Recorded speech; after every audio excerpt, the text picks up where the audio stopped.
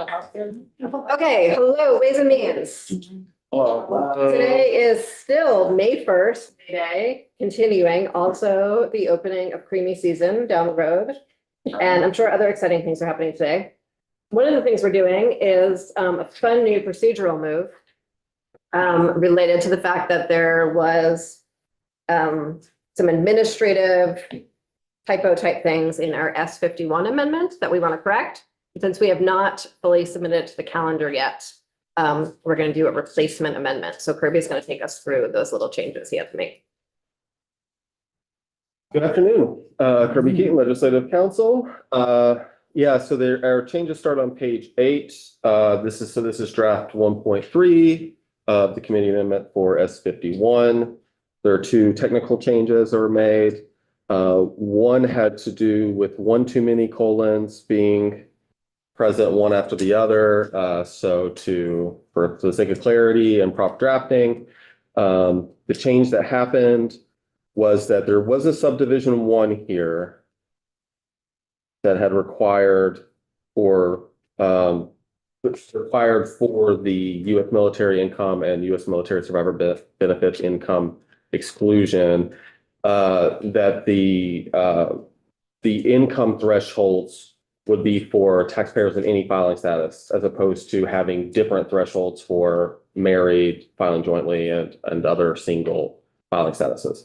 So that language does need to be here to so that we're not ambiguous about what filing status is needed for this treatment.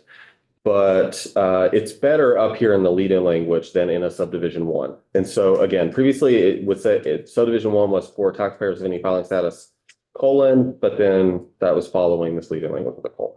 It's a very technical thing to change, and it's been changed. And that means that I had to change subdivisions. What used to be 2 and 3, I changed them to 1 and 2. And then in the calculations below, changed, this used to refer to the subdivision 3, and so I changed that to 2. That's it to resolve that potential drafting problem. Because we needed to change that, we did go ahead and make sub E1 easier to read, hopefully. This was based off of current law, and it used to say,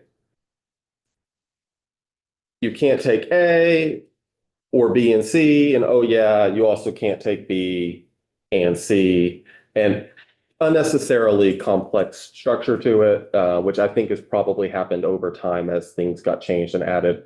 So we've deleted most of that language, and so E1 now says, requirement to elect one exclusion, a taxpayer of the state who is eligible during the taxable year for more than one of the exclusions under subsections A, B, and C of this section, shall elect only one of the exclusions for which the taxpayer is eligible.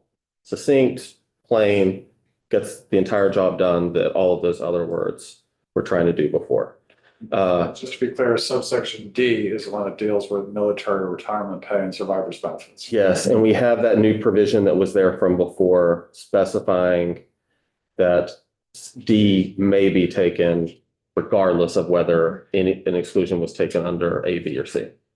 So that hasn't changed. That was already there, but we've just clarified the ABC treatment here.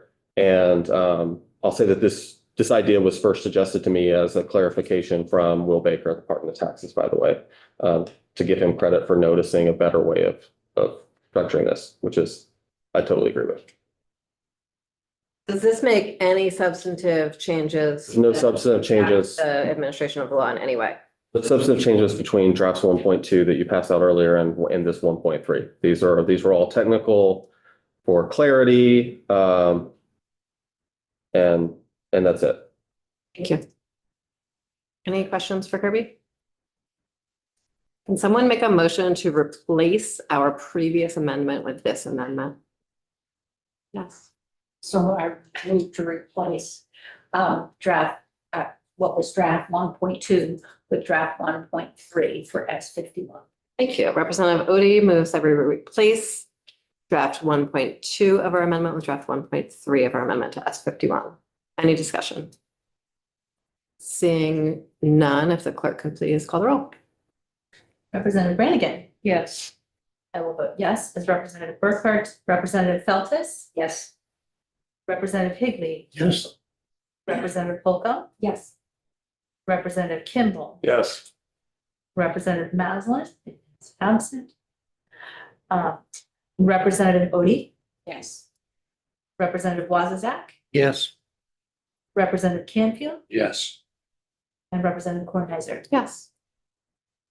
Voted draft 1.3 favorable, 10-0. Thank you. Thanks, Kirby. So can you just send that to the clerk's office? Yeah. Thanks. I think we should be on hold now pending Michael O'Grady.